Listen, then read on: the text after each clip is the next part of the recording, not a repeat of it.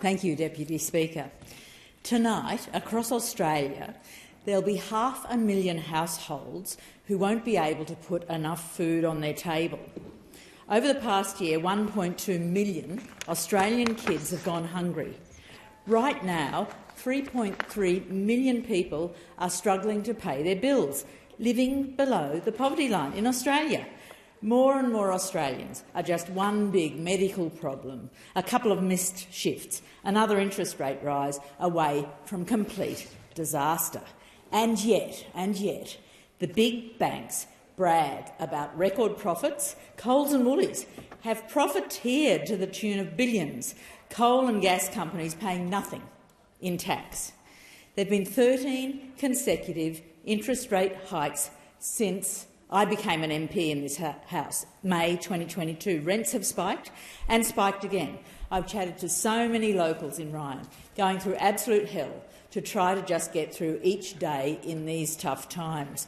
Parents having to make the completely cruel choice between sending their kids to Saturday soccer and the mortgage payment. People skipping meals to pay the rent, or simply unable to pay for much-needed medication or health care, because Medicare's been gutted too.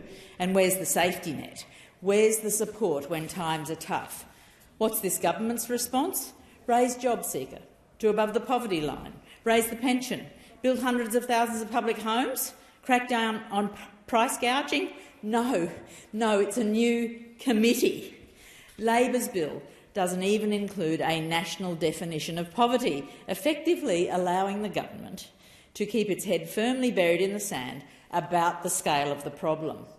The Australian Council of Social Services has also raised concerns about the lack of transparency and independence of the Permanent Committee. Can it be truly independent if, as this bill allows, the government has ultimate control over what the committee investigates and what the committee reports on?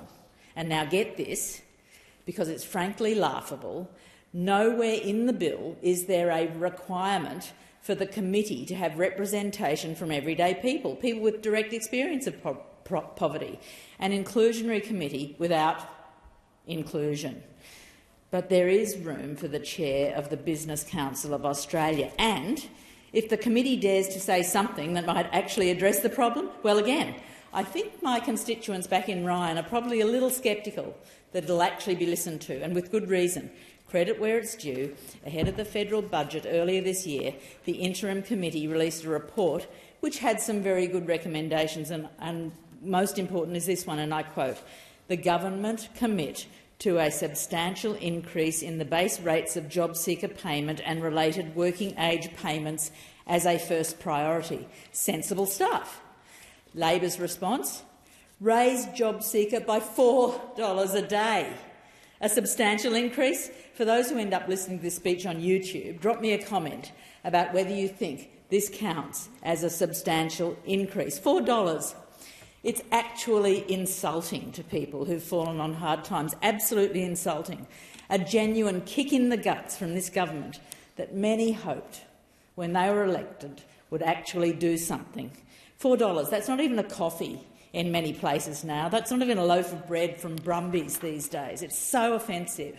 So Labor's not going to raise the rate of JobSeeker so people have something to fall back on, so they can find their feet. What about mutual obligations? Anyone who has dealt with Services Australia knows what a rort it is, the hoops people have to jump through just to stay in the system.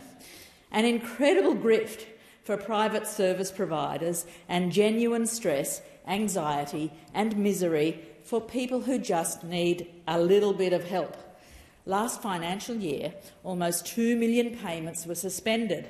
Over half were because people could not meet their mutual obligations. We've met so many people in Ryan who've been through this horrendous and punitive process. Often, people are kicked off payments because of a technical error. And we hear it time and time again in the electorate office just how frustrating it is taking the time off work to wait in hours-long queues to fix a mistake they didn't even make. It's a hostile system, it's a punitive system, as I said. It's absolutely designed to be frustrating and demeaning, and Labor apparently won't touch it. Where's the Commonwealth Employment Services we used to have in this country? Where's the vision for finding appropriate work for people, not just punishing them? Take away the safety net of an income support payment and workers are scared. Workers are scared of losing their jobs. They're scared of losing their houses. And it seems the Labor government is very happy for them to feel scared. A few months back, property mogul Tim Gurner was rightly absolutely ridiculed for his comments on the economy. He said he wanted to see pain in the economy, an increase in unemployment. Unemployment is at almost 4%, and that's only the official figure. We know it could actually be much higher. There is so much pain. There's so much pain already. Australians are struggling. At the time, most were justifiably outraged, but Gurner was just stating pretty much how the entire corporate and political class, corporate and political gang actually thinks. The RBA Governor, Michelle Bullock, said in a recent speech that the Reserve Bank wants to soften labour market conditions. That's technocrat code for increasing unemployment, kicking people out of work so that they'll accept lower wages and harsher work conditions. This is Reserve Bank and Labor government policy while they refuse to intervene. They will happily ignore the price-gouging corporations and blame inflation on workers and wages. They'll hide behind their interest rate hikes and their failing committees, but at the end of the day, they want workers scared of unemployment. Scared workers are compliant, and compliant workers are easy to exploit. Come on, is this the Australia we want? Thank you, Deputy Speaker.